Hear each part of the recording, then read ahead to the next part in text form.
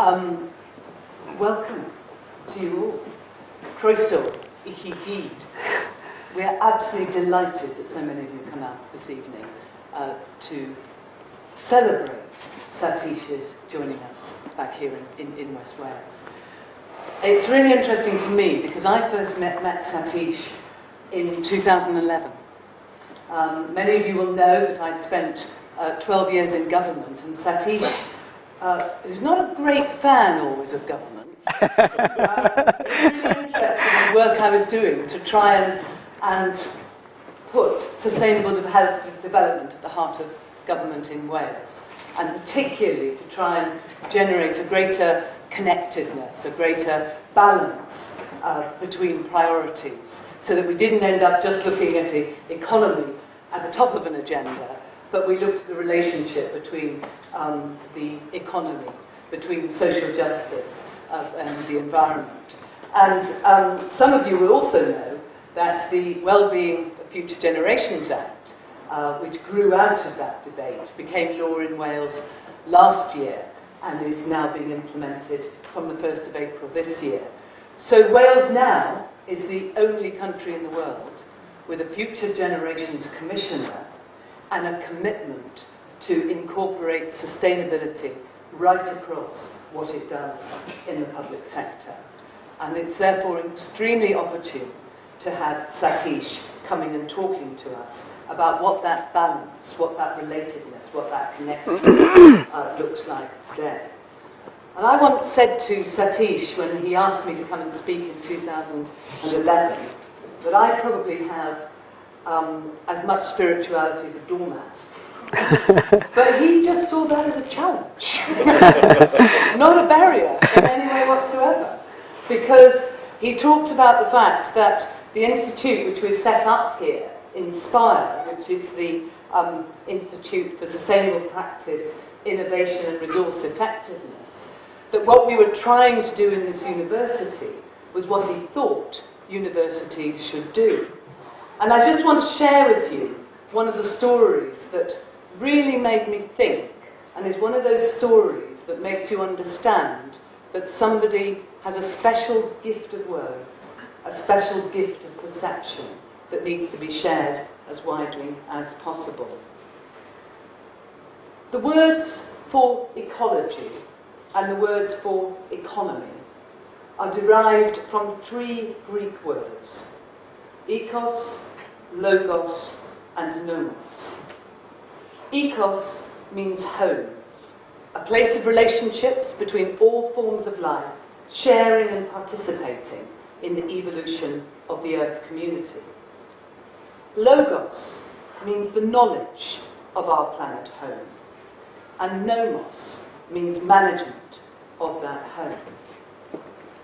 Economy, therefore, is the management of the home, and ecology, the knowledge of home.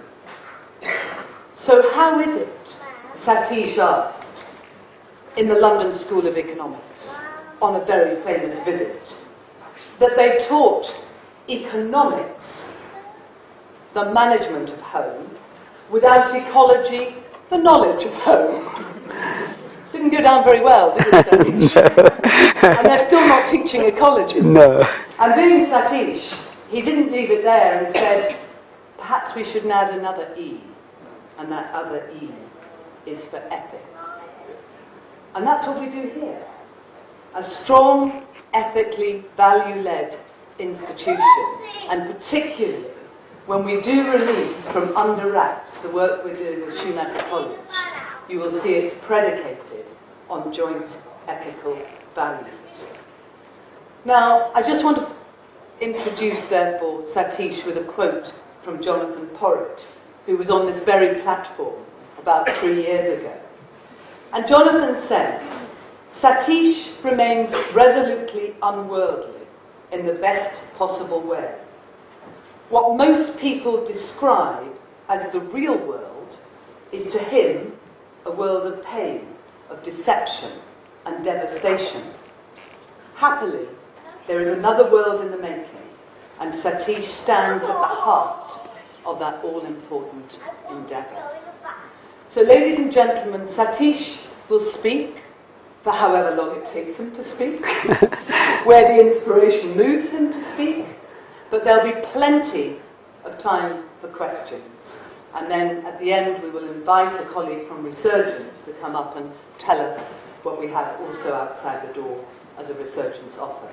But without further ado, ladies and gentlemen, I am absolutely thrilled to be introducing my good friend and inspiration, Satish Kumar. Thank you. A beautiful introduction. Thank you. Thank you very much, Jane, for such a beautiful, warm introduction, but also profound thoughts there. The story of my talk at LSE. But before I speak about the subject tonight of soil, soul and society, I would like to say that how thrilled I am to be back in Wales, because I used to live in Wales. I lived here for 3 years near Cardigan, in Newport near Cardigan, Pentry Ivan. And then for some circumstances, I would not go into that at this moment, but we had to move and then go to Devon. But still, Wales and the memories of my time here and the people I met are very dear to me and very dear to my heart. So I am really delighted to be back in Wales. And also about 10 years ago, I was in Lampeter. And so it's a beautiful university, beautiful campus. Architecture is so beautiful. The subject matter you teach here is so wonderful and profound. Spirituality, religion, and sustainability, ecology, all those things that you teach here. Wales is ahead of England and many other countries. And here you are legislating many, many things. And thanks to Jane, your work in the government about sustainability, about creating this wonderful walk along the coast, that was your great achievement. And so well-being is on the agenda, future generations on the agenda. So I think Wales is much, much ahead. And I hope that England and Scotland and Northern Ireland and the rest of Europe can learn from Wales. Wales is leader in this field.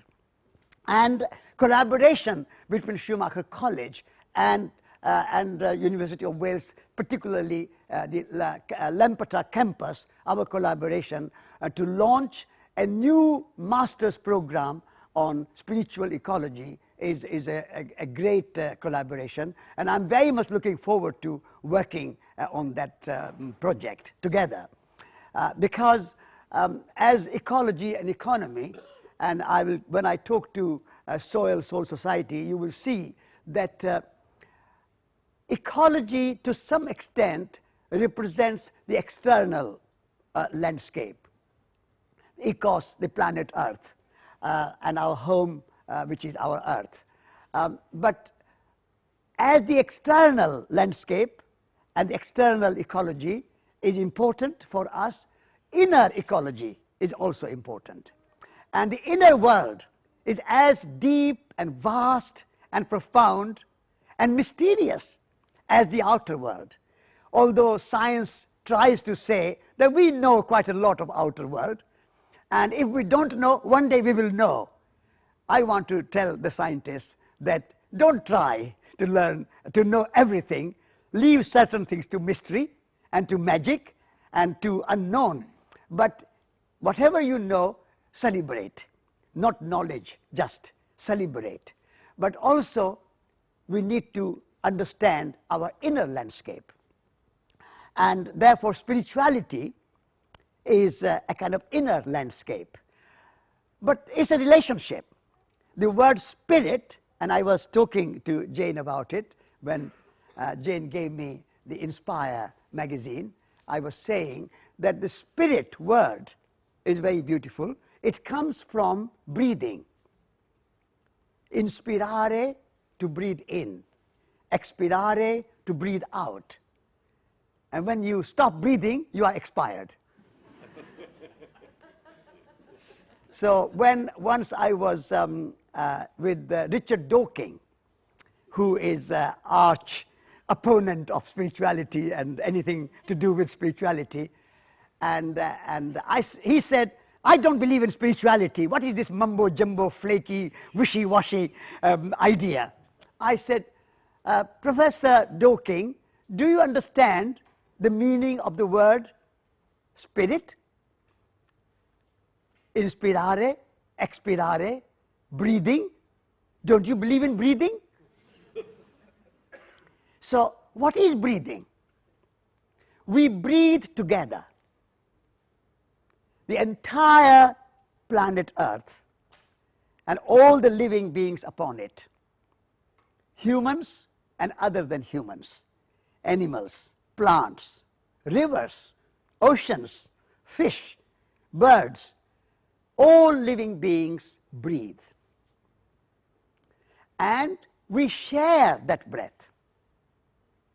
And that sharing connects us.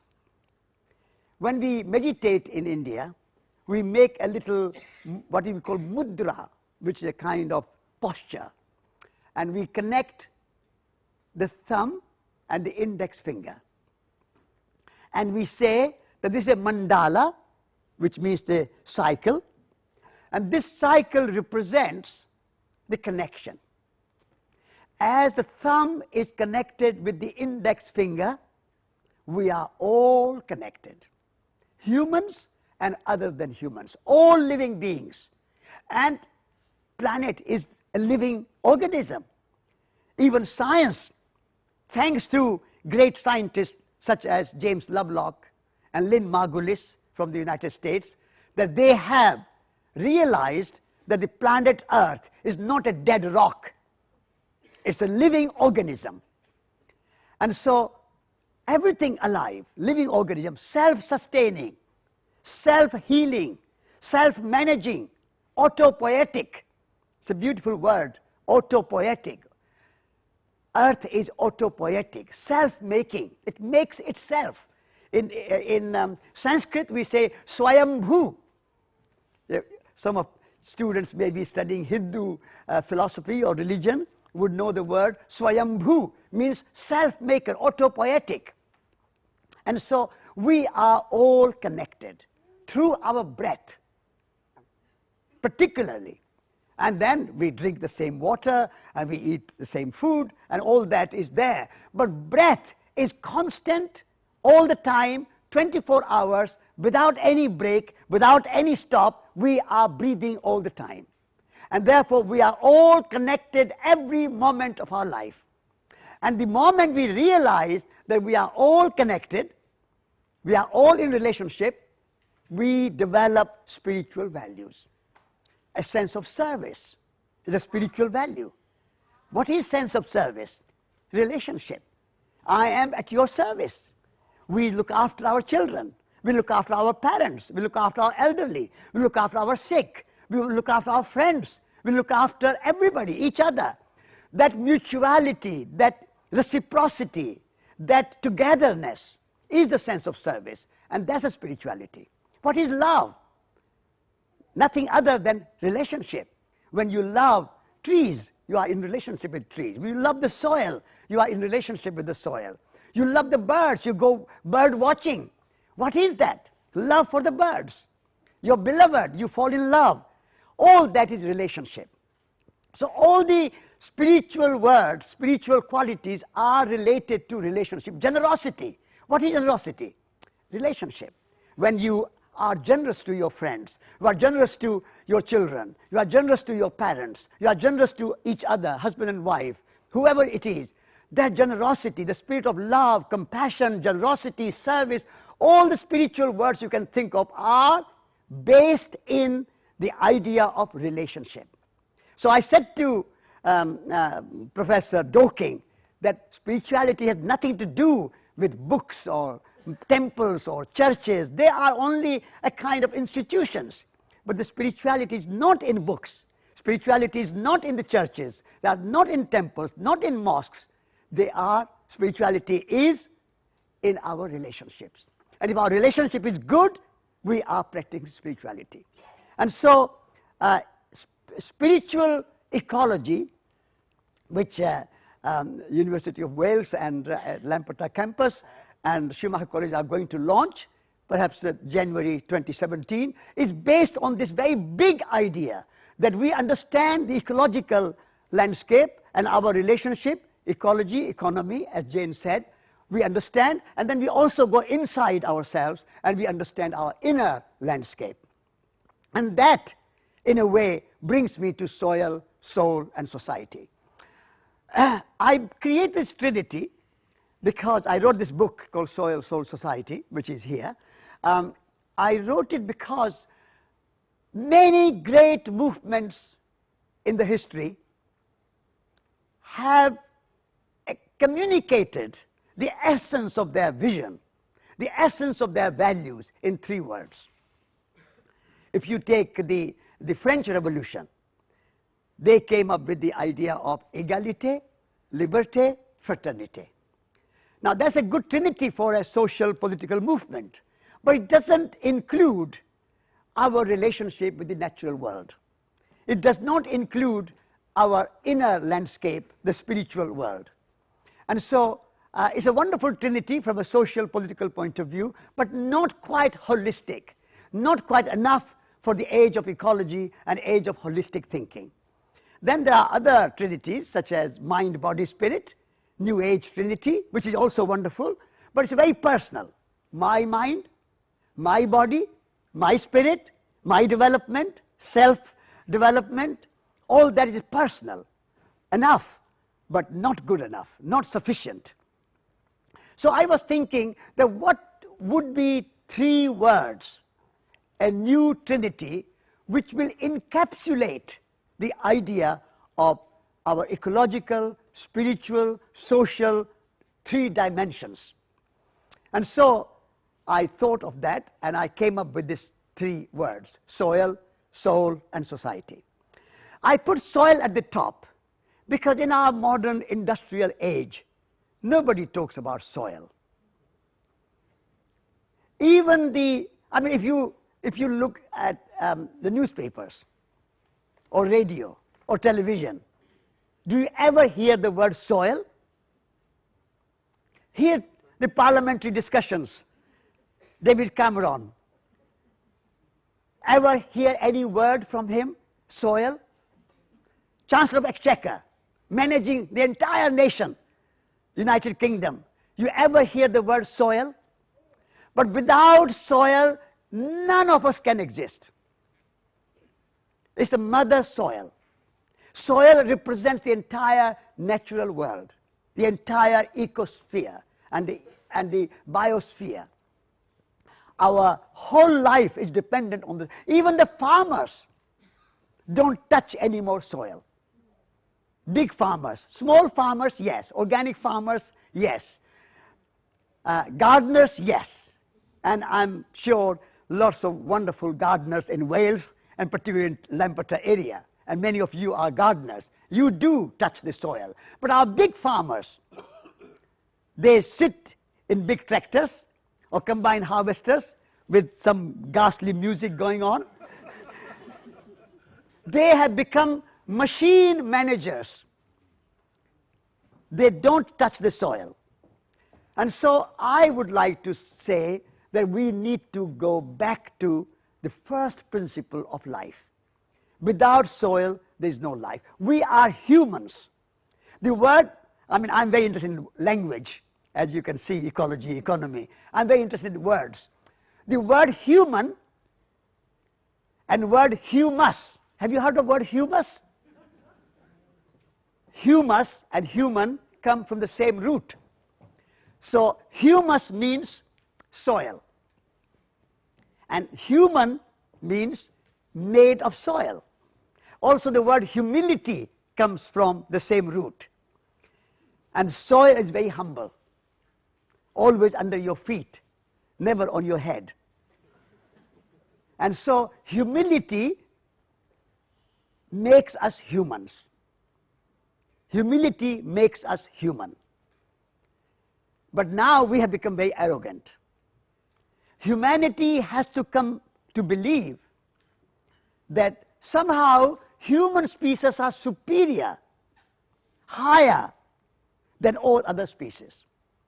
And therefore, all other species can be sacrificed in the interest of human species.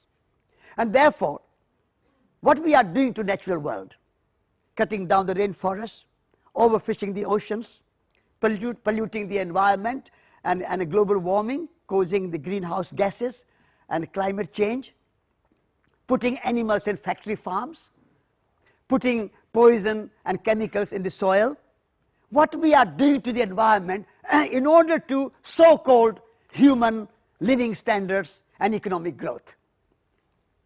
And so, I think we need to stop, reflect, think for a moment, what are we doing to our planet Earth, our home? We are cutting the branch upon which we are sitting.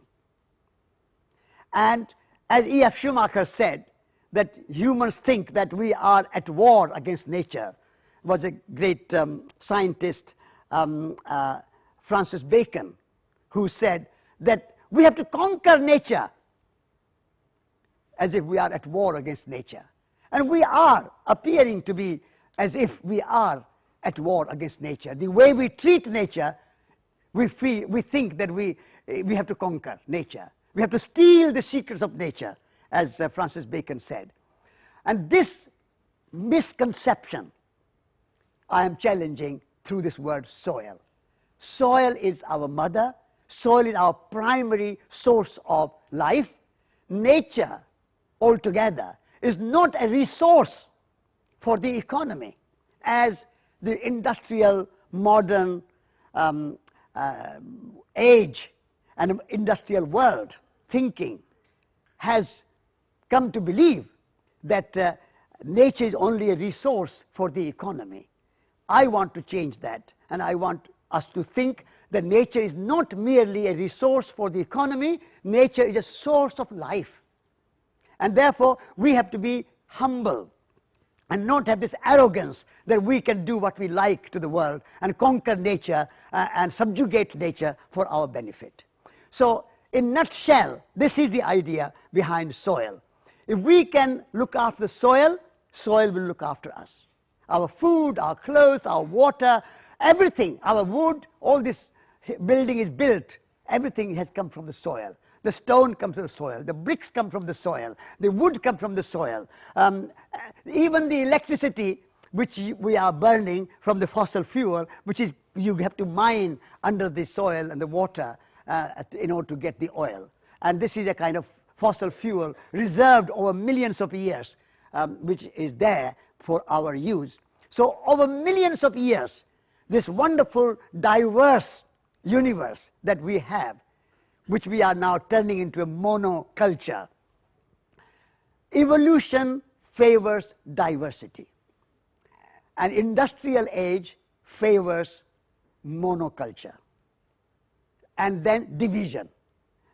Diversity and division are not the same. We should celebrate diversity without seeing diversity as divisions. I mean, Wales, England, Scotland, European countries, we have a diversity of languages, religions, diversity of cultures, diversity of everything, biodiversity, cultural diversity, religious diversity, even I would say truth diversity. There is no one single truth which we can say must be followed by everybody. Every one of us have our own perception of truth. So truth diversity. So in that diverse universe, we see again also unity. And that unity is life itself. Whether it is a tree, or whether it is a human being, or whether it is an animal, or a bird, or an earthworm, they all have life. The living organism of the earth.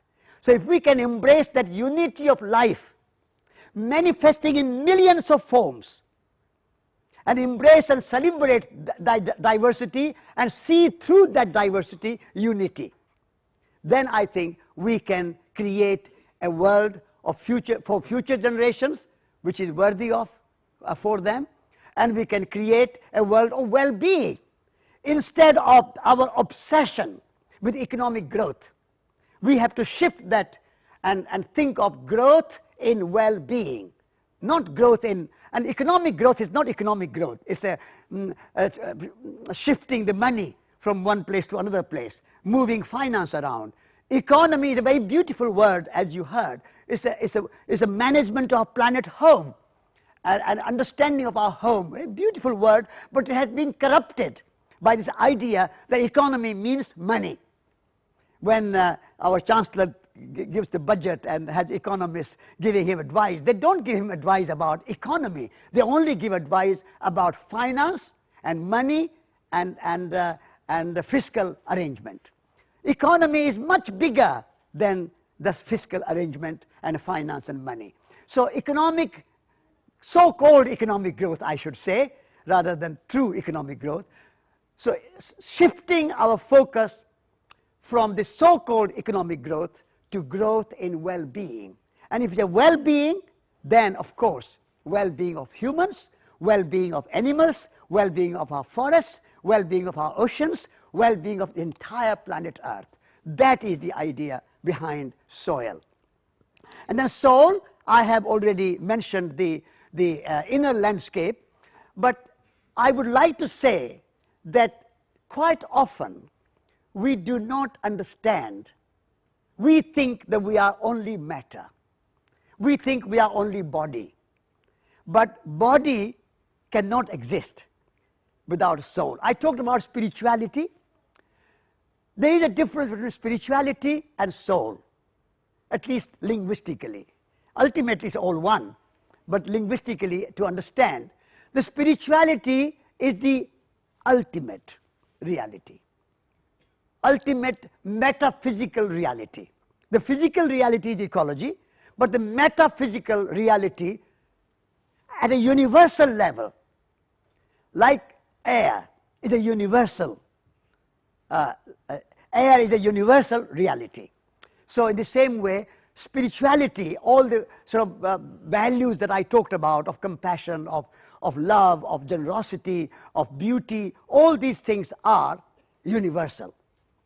But then that ultimate reality of spirit is brought to us in a very intimate way. Each and every one of us have that spirituality articulated, manifested, and presented in a particular way. For example, we all have bodies, but each and every one has a different personality. If you cannot, you see two people, although you have both of you have two eyes, 2 ears, nose, mouth, arms, legs, everything is same, and yet you have a different personality. So each and every one of us have our own soul, our own being, the intimate being. So the universal spirituality comes into this very beautiful, encapsulated, personalized, it's a very kind of, in industrial age, you have the personalized computers, or personalized this or that. But the universal design is to personalize the spirit into each and every one of us in our own way. And therefore, we need to cherish our own being, who we are. What is our particular gift that we bring to the world? Each and every one of us carry that potential to be something special. Like we have great poets, we have great artists, we have great leaders like Jesus Christ, or the Buddha, or Muhammad, or Mahatma Gandhi, or Mother Teresa, or Wangari Maathai, all these great, great beings that we have. They all have that potential to discover who they are, their universal being. So each and every one of us have that particular gift. So when I talk about soul, I want you to think and reflect that what is my gift to this world? Why have I come here? And how I can have a self-realization. Like when you are making a great painting, and when you have completed that painting, you say, this painting is realized. It is now complete. each one of us are in the process of being painted. Our life is a dance, like a great painting. Life is a great dynamic painting, not a fixed, not a rigid painting like this one, but a dynamic, evolving and emerging work of art. Life is a work of art. And every one of us are artists. An artist is not a special kind of person, but every person is a special kind of artist. And what is your inner artist? Discover that. We all need to go on this pilgrimage of self-discovery. And in order to do that self-discovery, you have to appreciate and even love ourselves. I mean, when Jesus said that love your neighbor as yourself, that implied and included love yourself. And as you love yourself, you love your neighbor. But quite often, we don't love ourselves. And love is not same as egotistical pride. Love is to accept ourselves who we are and realize who we are and be who we are. We are human beings, not human doings, not human havings, but human beings. And being who we are is the state of being soulful. So that is, in a way, kind of idea. You have to read more about it. But basically, be who you are and appreciate who we are and discover your true self. We put our labels, lots of labels upon ourselves. I'm only an Indian, I'm only an editor, I'm only an engineer, I'm only a kind of clerk, I'm only this or that. We narrow down what is our potential. Through whatever you are doing, through that you can discover your greatness. You can be a great gardener. You are not merely a gardener. You are a great gardener. You are not merely a cook. You are a great chef. Everybody can do some great, and you don't have to be famous for it. But you have to find that sense of satisfaction, sense of fulfillment. That's the kind of idea behind soul. And then society. Mrs. Thatcher famously said there is no such thing as society. And I think she was mistaken. We are not just individuals. We are communities. We are families. We are townships. We are neighborhoods. We depend on each other. And so this idea that I'm only an individual, or even dividing ourselves in the name of religion, that you are a Muslim, I'm a Christian, you are a Hindu, I'm a Buddhist, you are this, I'm that, that is also not society. Dividing ourselves in the name of nations. I'm Welsh, you are English, I'm Russian, you are American, I'm Chinese, you are Japanese, I'm Indian, you are Pakistani. All these divisions, I would like to say that beyond, I would call it diversity and not divisions to start with, and beyond all these diversities, we are members of one human community. And the moment we have that realization, our conflicts, our wars, in the name of nationalism, in the name of religion, in the name of economic interest, in the name of class war, any of these divisions that we suffer from.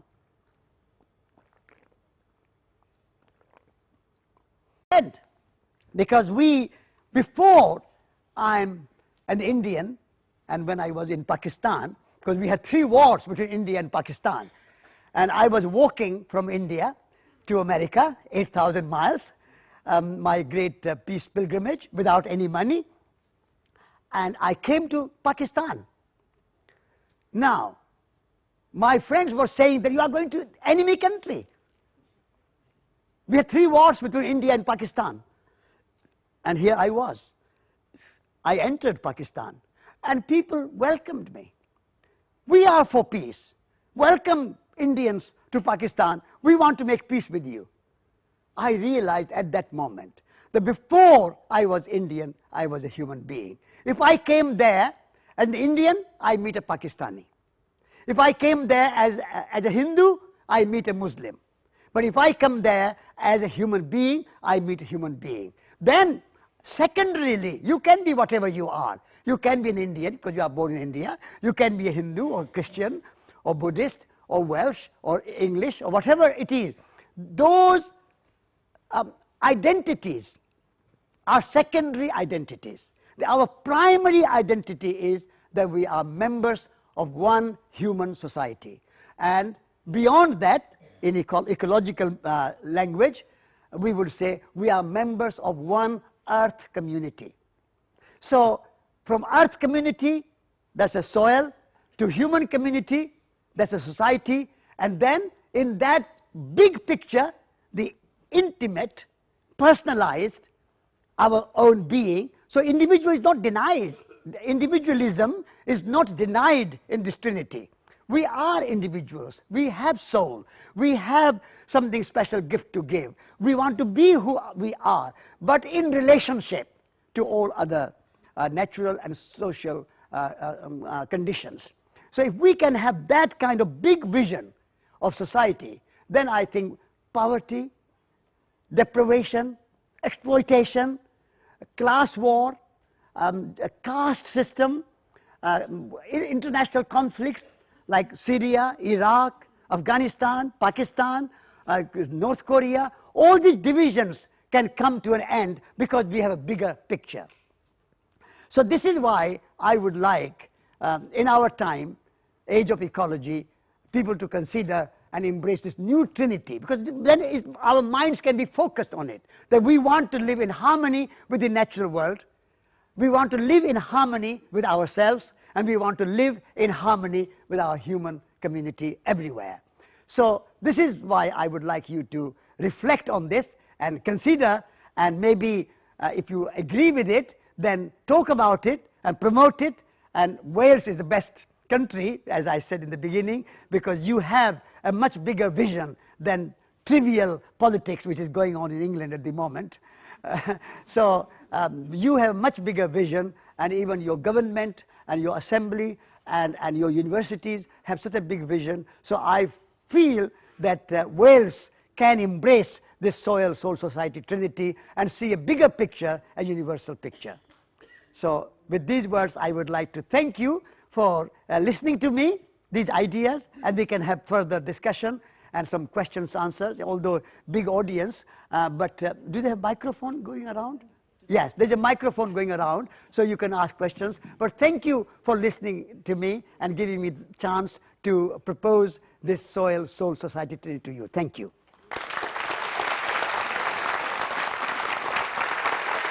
Thank you. Okay. Thank you. Thank you. Thank you. Thank you. Thank you. Thank you. Thank you. Thank you.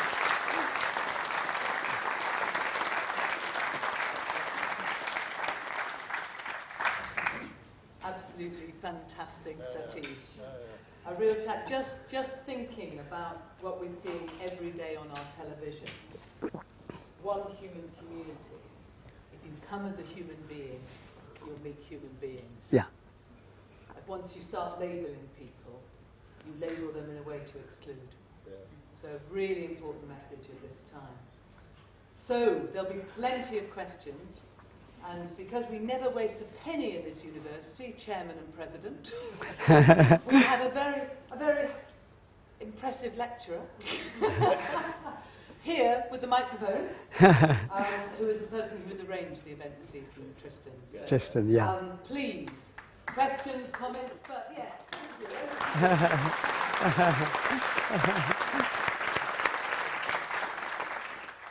Right, so please raise your hand if you'd like to speak and make a comment. It's not just questions, it's comments as well as reacting to what we've heard. There we are.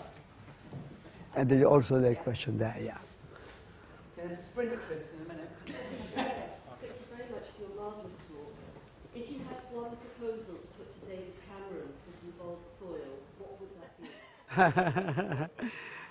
be? First of all, I would like to say to David Cameron, instead of working 7 days a week, maybe he should be Prime Minister 4 days a week and cultivate soil, garden on Friday, Saturday and Sunday. and even sometimes take a little holiday and do some meditation. And also, I would like to say to him that instead of being a politician, try to be a statesman. Because politics comes and goes. They are temporary. But when you have a statesmanship, then you have bigger vision, not only for UK as Prime Minister, but also for the world. And what is good for UK should be good for the world, and what is good for the world should be good for UK, because we are part of the world. And so be a statesman and touch the soil and meet the farmers, because if you work in a city, in a bank, you get maybe £1,000 a day. But if you work in Welsh valleys as a farmer, you get £100 a day. Why fiddling with figures on a computer is so important that you are paid £1,000 a day, and growing real food without which we cannot survive is so disrespected that you are paid only £100 a day or less. Why? I think bankers should be paid £100 a day and farmers £1,000 a day.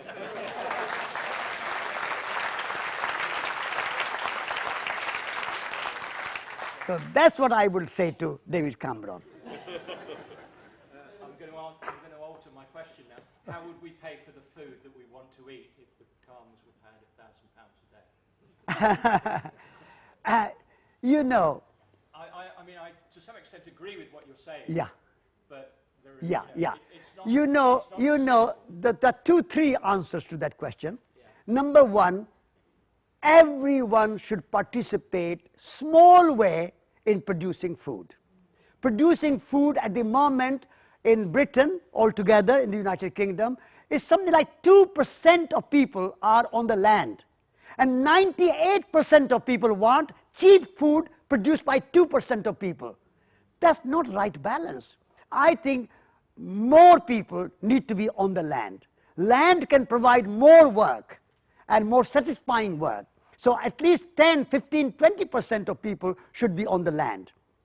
That's one answer I would give. Secondly, even if you are not a farmer, many of you are here, gardeners, but in cities like London and Birmingham and Manchester and big cities, Berlin, Rome, Paris, New Delhi, all these cities, people don't know anything about food. They want cheap food from somewhere. Cheap food doesn't come cheap. The cars don't come cheap. Computers don't come cheap. Why you want food cheap?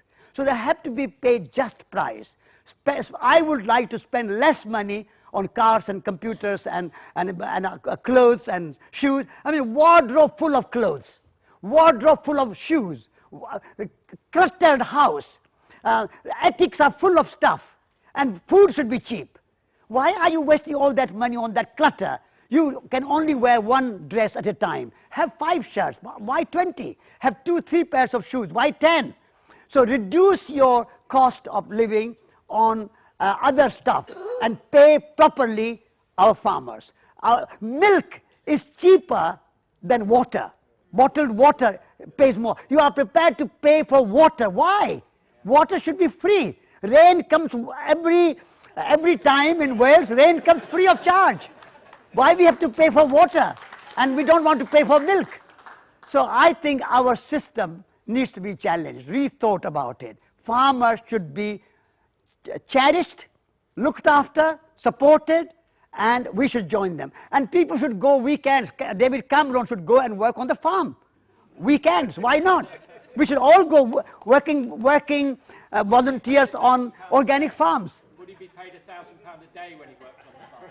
No, you can volunteer. That's more. He can volunteer. He can volunteer. Those who have other source of income, like Prime Minister, he has plenty of money. His father was in Panama or somewhere. So he had a lot of money tucked away in tax havens. He doesn't need to be paid £1,000 a day. But actual farmers who are working day and night, hard working, 7 days a week, rain, snow, whatever the time, they go and look after the sheep. My heart melts for farmers. I would like to say the farmers should be cherished, respected, and looked after, whatever they need. But the £1,000 or £500 is not the point. Point is they should be well looked after, because they are source of our food. That wasn't the question I wanted to ask. No, please. Okay. Can I just, interesting enough on that point in Wales, Yeah. Satish, I found some really interesting information a couple of weeks ago. Only 0.01% of the land in Wales grows fruit and vegetables. Yes. Only 0.1% of the land in Wales grows fruit and vegetables. And that grows 3% of the fruit and vegetables that we need in Wales. Yeah. So you could grow 100% of the fruit and vegetable we need in Wales with still 0.3% of the land. We don't do it. Yeah. Kind of questions we should be asking the next. Yeah, exactly. Why we have to import? Golden delicious from France or somewhere? They are neither golden nor delicious. So I think we should, in Wales, we should grow our own apples and strawberries and raspberries and everything. Lovely. Yeah. Question over there, please. You have to put your hand up high if you want it, so Chris can see you. Hello. I feel very passionate about what you've been saying. Yeah. And I feel quite strongly that I want to say something. I'm not quite sure what it is I want to say. But the thing that comes to my mind at the moment is I feel very sad about policies in Britain at the moment, certainly with planning regulation and other policies actually stopping young people from having access to the land where they can form relationships directly with this earth to try to help build up their experience and their association with what you're talking about, the importance of what we need to try and bring into the next generation if we're to try to heal and preserve this. Yes. Yes, you are absolutely right. If we do not have a proper economy where young people have meaningful, satisfying and fulfilling work, meaningful work, like working on the land, working with their hands, working with their imagination, arts, crafts, agriculture, gardening, these are the real work. If they don't have this work, then the alternative would be the economy of crime. Because if you go in a city and young people have no work, no satisfaction, no poverty, as you said, what do? Engage in crime. And not only in Britain, but in India, in Mexico, all the drug trafficking and all the kind of criminal activities going on, that's a result of displacement from land. Many farmers are being pushed away from their farms and their rural areas into the city like Mumbai, Kolkata, and New York, and Los Angeles, and so on. I think we need to have a new thinking about soil, about farming, about dependence on agriculture and fruit and vegetables. That is our basis. All other industrial production will be added as icing on the cake. But the cake is our food, our clothes, our houses, basics of life. And that should be done ecologically, sustainably, and a socially just way. Over. Oh, up there. Right. Okay. Really interested in the talk and really grateful that you did speak to us. I was thinking a lot about opportunity and I was thinking what question I would ask, and I thought maybe I'd ask a question about the soul side of the opportunity of the fleet, because it occurs to me, I can't hear it properly. Sorry, Yeah. A bit closer. Yeah. It's all right, the preamble wasn't really. Okay. Okay. Okay. Yeah, I was going to ask a question about the second opportunity, soul, because it occurs to me you have concepts such as Zeppelin, which is a Christian concept in some ways, and it concept of struggle, which is very popular in social justice movements, the idea of struggle. And those types of concepts, do you consider, when you're considering the soul and the human experience, and I've just been reading Candide by Voltaire as well, which is really good bit.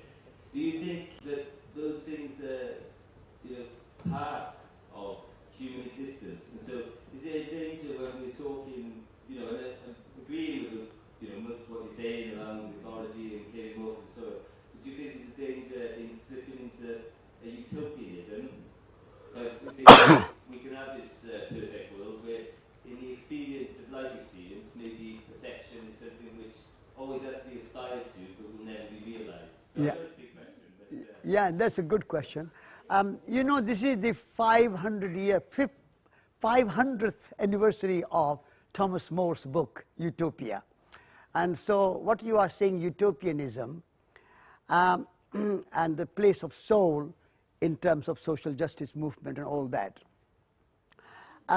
First of all, we should not be afraid of utopia, because utopia is a vision.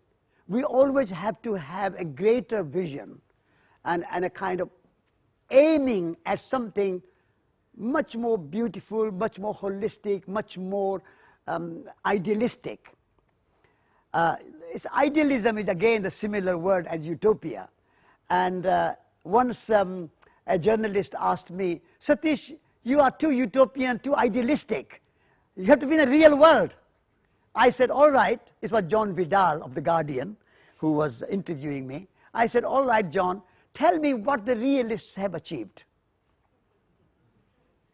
What have the realists achieved? Wars, poverty, conflict. India, 70 years of independence. Still, people are poor. In Britain, it's the 5th economy in the world. 5th largest, 5th richest country in the world. And yet, homelessness, people in the street, poverty, ignorance. So, what have the realists achieved? And so, utopian, idealistic view is to make a journey towards transformation, make a journey towards change so that we can move towards well-being of all people.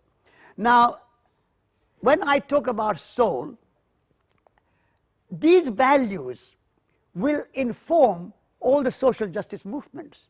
If you take all the great social justice campaigners, like Martin Luther King, and I had the great fortune of meeting him in 1964, after he gave this wonderful idea, like you are talking about utopian, he said, I have a dream.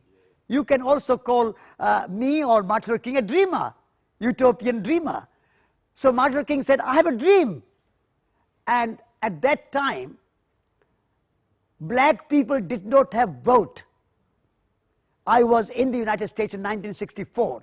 I was thrown out of a segregated restaurant at a gunpoint myself. I could have been killed. It was so bad. And so at that time, you have to have that utopian dream and with spirituality. Martin Luther King's kind of very non-violent, very spiritual campaign for social justice and racial equality. So I think you need that kind of vision, that kind of idealism, that kind of utopian conviction in order to make a journey. If you are too realistic, then nothing is possible. So I would say being utopian, being a dreamer, being an idealist should not be seen as something negative.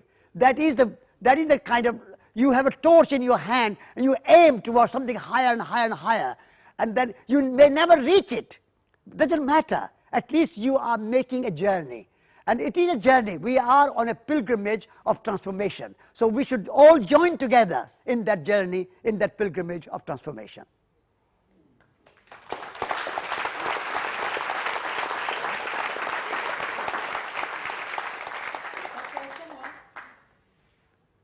Thank you very much for your talks that you've had this evening. I'd like to Yes.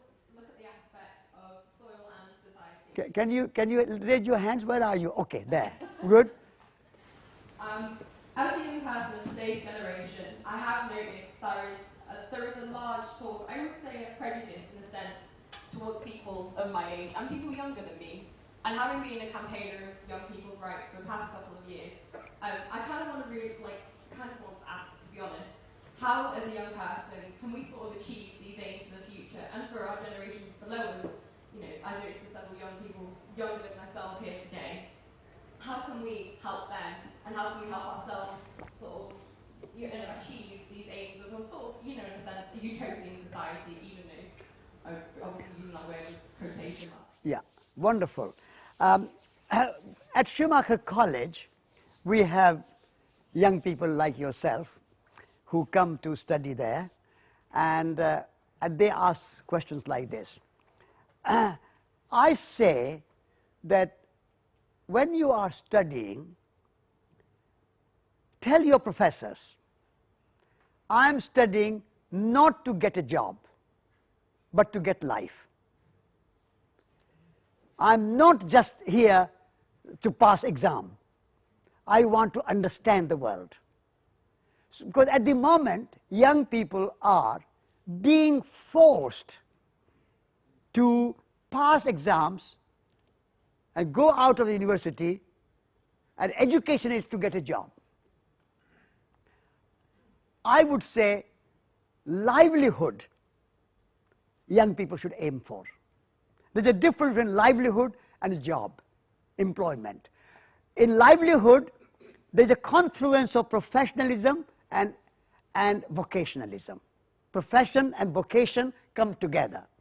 So young people need to find way of not just being an employee, but a livelihood where professionalism and vocationalism can dance together.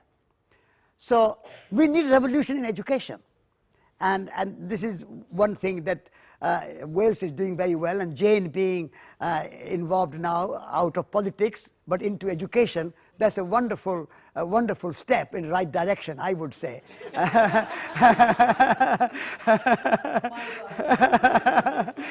Because education, our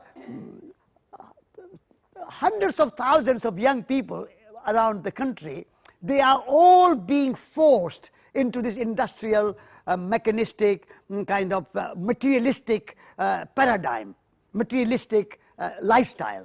So we need to have bigger utopian and idealistic vision for life and for society. So young people, education, not for jobs, but for life. And when you leave your university, don't look for a job, but create a job. Create a job which will satisfy you, which will make you happy doing, which you can do with love, we can do with satisfaction. So you can transform everything you do, whatever you do, into, as I said before, work of art. That should be the challenge for young people. Secondly, young people need to go through, and as an older person, but I was young one day, and so I can say, when I was 25, I went around the world without any money in my pocket for 2.5 years, walking day after day. I think young people need to go through such experience. Do not go into a very comfortable, secured job immediately after your university. Go and experience the world. Go to Africa, go to India, go to China, go to South America, go somewhere, go into some inner city, Glasgow or somewhere, and see what life is, how people live. When you have experience of the world, you will be richer. And when you get into the work, you will carry that experience with you. So do not look for a comfortable and a kind of easy way to live. And society should provide everything and could give me a job and give me money and give me a house, and that's it. Life is much more than a job and a house and a car and whatever it is, a mortgage, and then retirement. So young people need to have a sense of adventure. Young people need to have a sense of taking risk and going through some difficult time. And difficulties should not be taken as something bad. In my own experience, I went through days when I did not get food because I had no money. And I thought that was very good for me. It was a good opportunity to fast and be patient at that time. when you can experience hunger, you know what hunger means. I had to sleep outdoor under the stars, and I said, all right, this is my opportunity to sleep under the million-star hotel rather than a 5-star hotel. And so as a young person, I speak to you, when I was young, I embraced that kind of adventure, risk, difficulties, and that made me stronger. That made me resilient. So I can stand up in front of you today and I can say all these things, because that way, going around the world as a young person and meeting people in Afghanistan, in the mountains, in the deserts of Iran, in the snow-covered villages of Russia, in the kind of inner city of Harlem in New York, when you have that experience of life, then your knowledge of university will become even richer. When knowledge and experience come together, and knowledge you have received in your books and computers and your lecturers and university, but then experience of life is outside university. So before you get your jobs, go through that experience. You will be more resilient and you will have much bigger vision and much bigger understanding of the world.